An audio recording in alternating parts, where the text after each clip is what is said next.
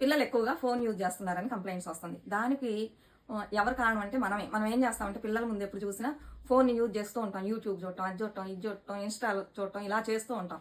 అప్పుడు వాళ్ళకేమనిపిస్తుంది అంటే మనం ఫోన్ చూడాలని ఒక ఆసక్తి వచ్చింది. ఇంకోటి వచ్చేసి అన్నం తినలేదనుకోండి, ఫోన్ ఇస్తారు. ఇచ్చేసి ఇందులో బొమ్మలు చూసుకో అని చెప్పేసి అన్నం తినిపిస్తూ ఉంటారు. అప్పుడు ఇది ఎప్పుడంటే చిన్న వయసులో నుంచే స్టార్ట్ చేసేది మనమే. అందువల్ల వాళ్ళు ఏం చేస్తారు, ఫోన్ లేనిది వాళ్ళు తినరు, అలవాటు చేసేసాం. అలా అలవాటు చేయకుండా ఇంతకుముందు ఎలా మనం చిన్నపిల్లలకి తినిపించేవాళ్ళం, చక్క చందమామని వాటిని వీటిని చూపిస్తూ తినిపిస్తూ కబుర్లు చెప్తూ తినిపించేవాళ్ళం.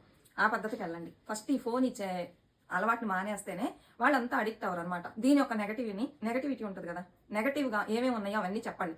ఫోన్ చూస్తే కళ్ళు కనిపించవు, చిన్న వయసులో కళ్ళజోడు పెట్టాలి, తర్వాత బ్రెయిన్ ఎఫెక్ట్ అయ్యింది, అది ఇదని చెప్పి భయపెట్టించామనుకోండి వాళ్ళు కొంచెం భయపడతారు. ఇంకోటి వచ్చేసి పిల్లలు ఫస్ట్ ఫోన్ చూసే అంత టైం మనం ఇవ్వకూడదు.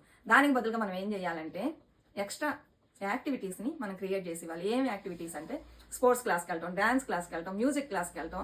ఇలా చేసామనుకోండి, రాగానే చదువుకోవడం, రాసుకోవడం ఇవన్నీ అయిన తర్వాత ఆ క్లాసులకు వెళ్ళారనుకోండి వాళ్ళకి టైం ఉండదు. స్పోర్ట్స్ అంటే మార్నింగ్ వెళ్ళిపోతారు, ఈవినింగ్ ఇలాంటివి పెట్టామనుకోండి వచ్చేటప్పటికి లేట్ అయింది. ఏం చేస్తారు, తినేసి పడుకుంటారు, వాళ్ళకి ఫోన్ చూడాలనే థాటే రాదు. అలానే మనం కూడా ఎక్కువగా ఫోన్ వాళ్ళ ముందు కూర్చొని చూడకూడదని చెప్పేసాం కదా. ఇంట్లో ఉన్నప్పుడు చిన్న చిన్న పనులు చెప్పి వాళ్ళ చేత చేయించండి, బట్టలు మట్ట పెట్టండి, ఇల్లు చిమ్మండి. అలా వాళ్ళ పనులు వాళ్ళు చేసుకోవడంలో మనం ఇది చేసామనుకోండి వాళ్ళకి ఎక్కువ టైం ఉండదు, ఫోన్ చూడాలనే థాట్ కూడా రాదనమాట. అలానే ఇన్ కేస్ ఫోన్లో ఏదైనా వర్క్ ఇస్తారు, ఈ మధ్య స్కూల్ టీచర్స్ అందరూ ఫోన్లోనే పంపిస్తున్నారు కదా. అలా పంపించినప్పుడు మనం దగ్గర ఉండి ఒకటి ల్యాప్టాప్ మార్చుకొని చూపించడం అలా చేయాలి. అందులో చూసి రాసుకోండి అది ఇదని. ఫోన్ వాళ్ళ చేతికి ఇచ్చేసి మీరే చూసుకోండి అనకూడదు, మనం పక్కన ఉండాలి. వర్క్ అవ్వగానే తీసేసేయాలన్నమాట. నేనే ఫోన్ యూజ్ చేయట్లా, ఏదన్నా కాల్ వస్తే నేను అటెండ్ చేస్తున్నా. నువ్వు చూసావు ఎప్పుడన్నా నేను ఫోన్లో ఏమన్నా చూడటం? లేదు, నేనే చూడట్లా, నువ్వెందుకు ఫోన్ చూడటం?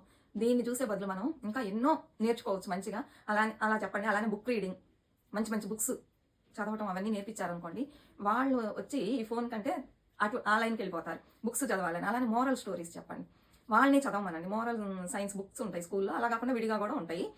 అలాంటి బుక్స్ కొనిచ్చారనుకోండి, ఆ కథలన్నీ చెప్తూ బాగా ఇంట్రెస్ట్ పెరిగేలా చేశారనుకోండి, వాళ్ళు రోజు ఈ స్టోరీస్ చదవడం, బుక్స్ రీడ్ చేయడం, న్యూస్ పేపర్ చదవడం, ఇంకా యాక్టివిటీస్ చెప్పాను కదా, వాటికన్నిటికి వెళ్ళేటప్పుడు వీళ్ళకి ఈ ఫోన్ మీద ఇంట్రెస్ట్ తగ్గిపోయింది. మనమే ఇచ్చి అలవాటు చేస్తే వాళ్ళని తప్పు చెప్పకూడదు. ప్రతి ఒక్కళ్ళు ఈ మధ్యకాలంలో నేను గమనించింది ఏమంటే, తినకపోతే ఏమంటే ఫోన్ ఇస్తున్నారు, తినని.